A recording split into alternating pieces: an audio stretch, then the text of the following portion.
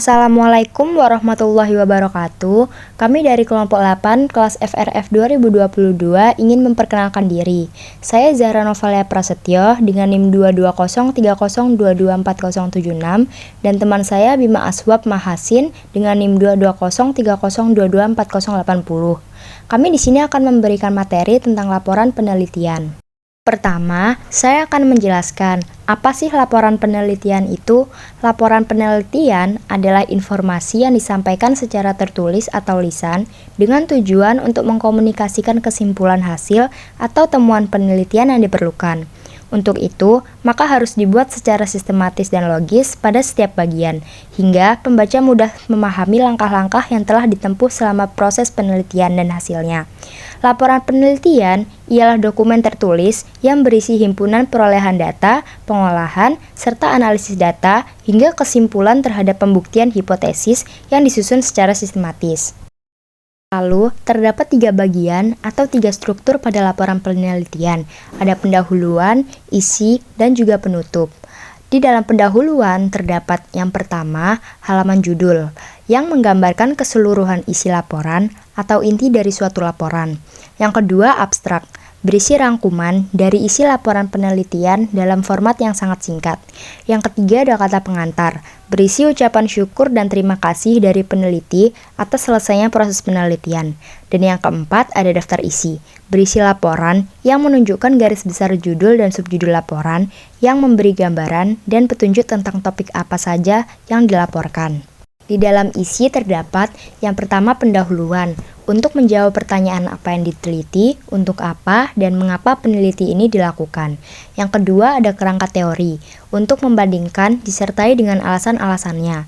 Yang ketiga ada metode penelitian, yang menjelaskan tentang apa yang dilakukan peneliti dan cara bagaimana penelitian dilakukan.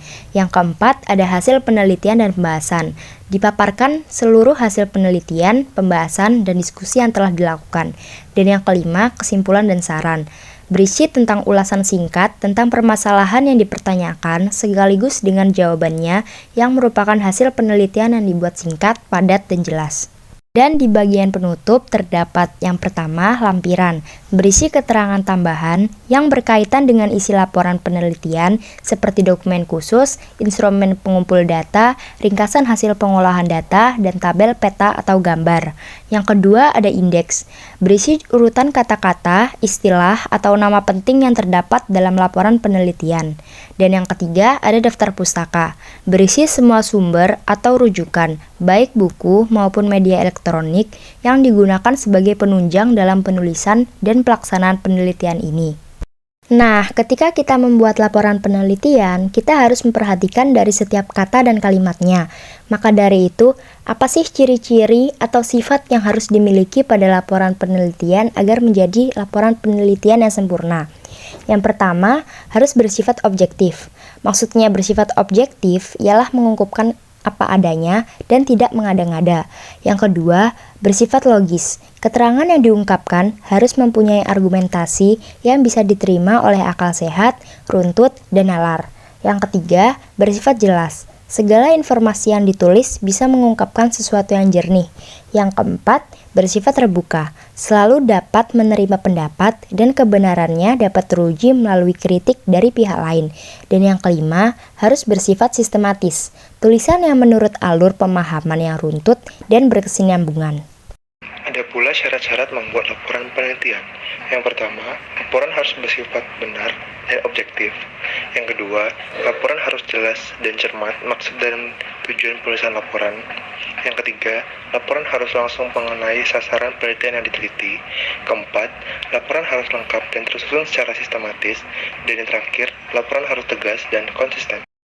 Dalam membuat laporan penelitian diperlukan langkah-langkah untuk membuatnya. Berikut adalah langkah-langkah membuat laporan penelitian. Yang pertama, menentukan objek yang ingin diamati. Kedua, melakukan kegiatan pengamatan objek yang telah ditentukan. Ketiga, mencatat semua data yang telah dikumpulkan mengenai objek. Keempat, membuat kerangka atau struktur laporan. Kelima, melakukan penyuntingan. Dan yang terakhir, melakukan review atau pengecekan laporan. Jenis-jenis laporan penelitian. Yang pertama, laporan penelitian untuk instansi, yaitu hasil penelitian yang sudah dilakukan oleh peneliti. Kedua, laporan penelitian untuk jurnal akademik. Itu hasil penelitian yang sudah dipublikasi setelah sudah ditelaah terlebih dahulu. Yang ketiga, laporan penelitian untuk media populer. Itu fasilitas lewat website yang telah resmi tentang penelitian. Keempat, memorandum, yaitu surat peringatan yang tidak resmi berisi tentang pengarahan, penerangan, dan saran. Yang kelima, laporan berkala, dibuat sesuai dengan jadwal tertentu, seperti untuk laporan statistik pengunjung perpustakaan.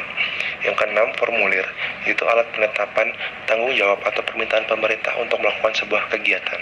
7. Laporan formal, yaitu laporan yang menuntut adanya analisis statistik dan hubungan sebab akibat antar variabel. Dan yang terakhir adalah laporan non-formal, yaitu laporan yang dibuat tidak terlalu ilmiah. Artinya laporan penelitian mempunyai tujuan yang diantaranya adalah mengetahui suatu objek berkaitan dengan perkembangan masalah, menemukan suatu cara atau metode tertentu untuk mengatasi permasalahan berdasarkan hasil penelitian, dan mengambil keputusan yang efektif berdasarkan hasil pengamatan yang dilakukan. Baik, itu dia adalah penjelasan laporan penelitian dari kelompok kami. Sekian dan terima kasih.